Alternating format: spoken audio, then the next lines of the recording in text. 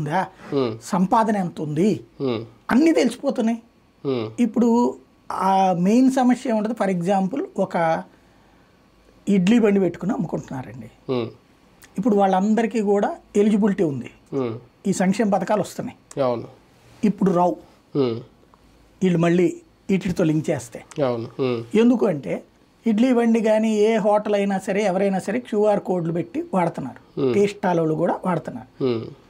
నువ్వు ఆ దాంతో అనుసంధానం చేస్తే ఏమవుతుంది, ఇప్పుడు ఒక ఇడ్లీ బండి అతనికి రోజుకి 1000 రూపాయలకి తక్కువ బిజినెస్ నడవదు కదా, 1000 నుంచి 2-3 వేల రూపాయలు ఉంటుంది.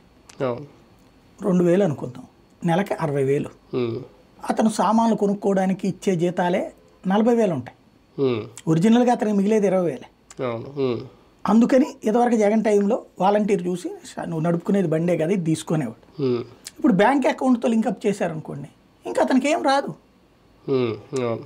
అట్లాగే ఇప్పుడు స్విగ్గీ నడిపే వాళ్ళకి కూడా అంతే కదా, స్విగ్గీకి సంబంధించిన పిల్లలకు కూడా డైరెక్ట్గా అంటే వాళ్ళు డైరెక్ట్గా కడితే మనం కడతాం, లేదంటే వీళ్ళు ఒక నెంబర్ తీసుకుంటున్నారు, ఆ నెంబర్కి కడితే ఓలా సేమే కదా, ఒక అకౌంట్ పెట్టుకుంటున్నారు, దాంట్లో డబ్బులు ఎంత పడుతుందో తెలుస్తుంది.